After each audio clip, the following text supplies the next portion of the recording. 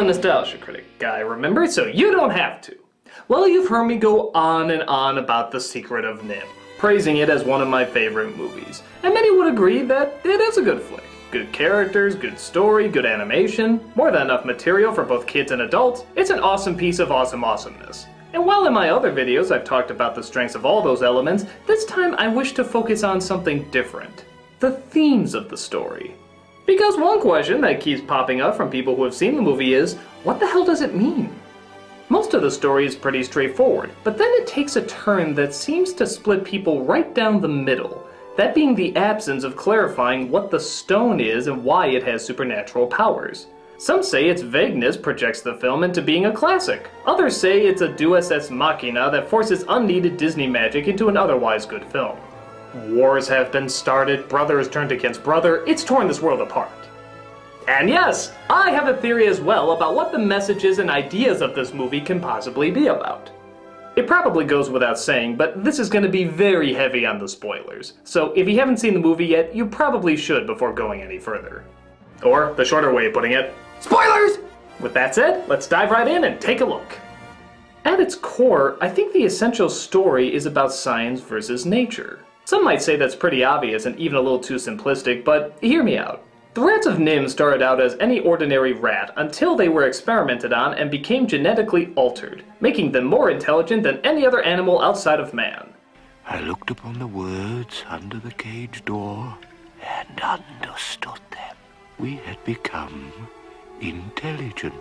Once they escape, their goal is to keep feeding their intelligence and continue to grow, making discovery after discovery and becoming more and more aware that knowledge is power.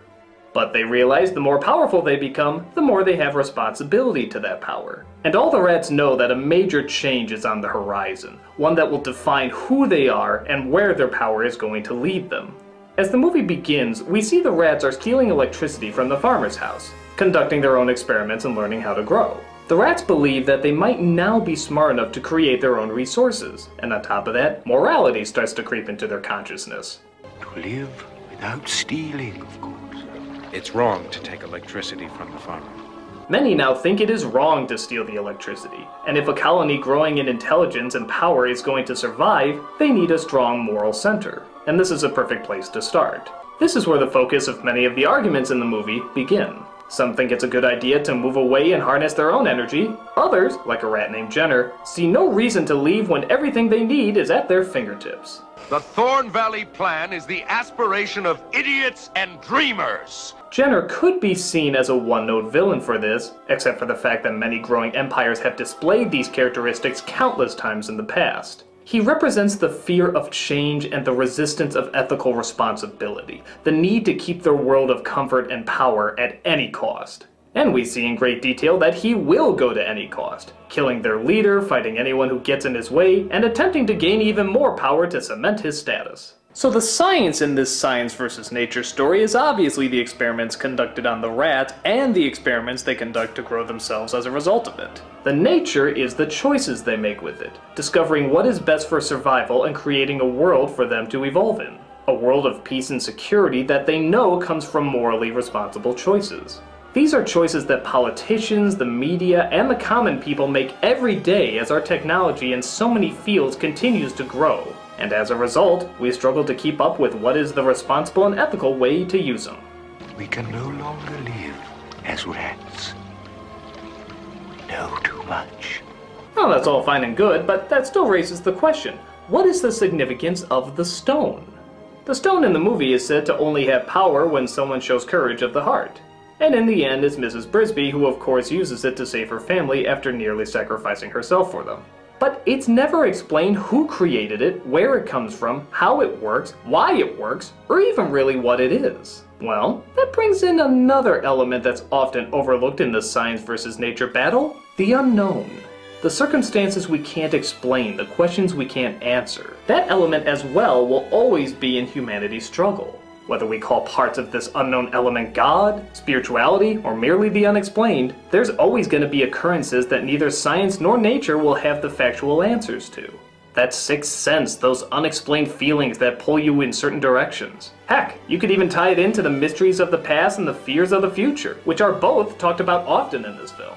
So the stone can be defined as, well, anything that can't be defined. But what makes the film so interesting is that this too plays a major role in moving forward. How we treat the unknown, and when it's best to be resistant or embracing. And in this case, the kind embracing heart of our hero is what pulls through. The stone even manages to burn her when she touches it, but something still calls her to it. She still follows an unknown urge that she believes is still the right thing to do. And following that instinct ultimately leads her to saving the day. Courage of the heart is very rare. The stone has a power when it's there. So, it appears it's a three-way battle. Science versus nature versus the unknown. And you can't act like you haven't seen people who rally behind one of these sides to an extreme. That science is always correct, or nature is always correct, or even the unknown is always correct. By the time the movie is over, it isn't one element that everyone has to rally behind in order to move forward, it's a balance of all of them. Science, nature, and the unknown. All three are needed to pursue a strong, prosperous future. Not one is left out. The addition of the unknown element is what makes this so fascinating though, as it's not often seen as one of the fighting components with science and nature. If anything, it's often the problem. We want to make the unknown known, and we want to use one of these elements to figure it out.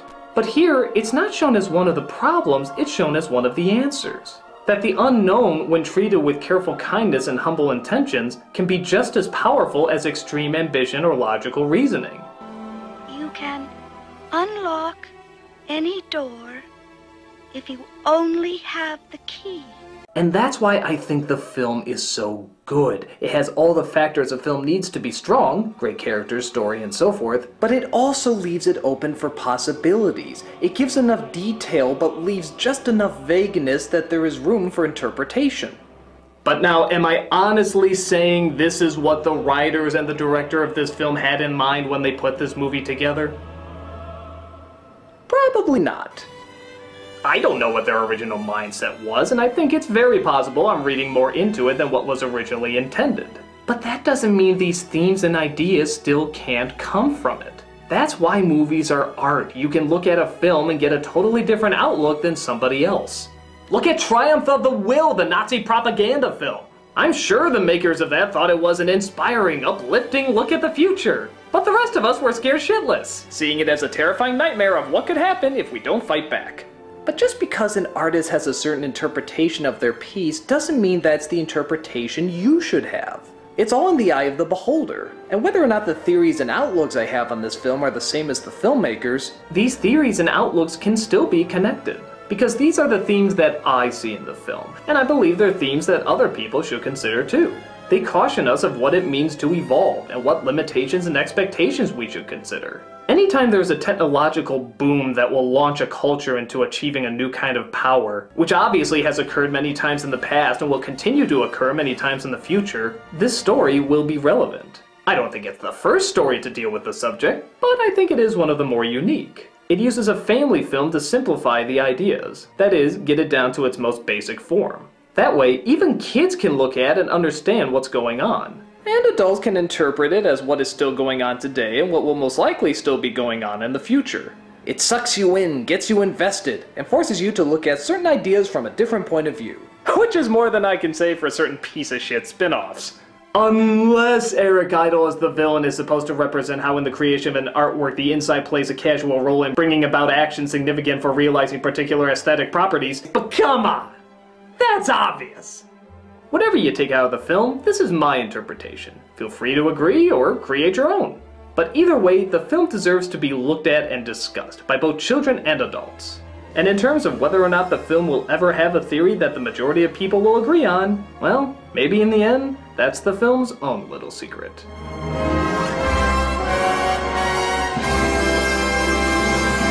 Next, I'll explain how Care Bears is related to our current economic downward spiral. Or maybe I should just stop there. I'm the Nostalgia Critic, I remember it so you don't have to.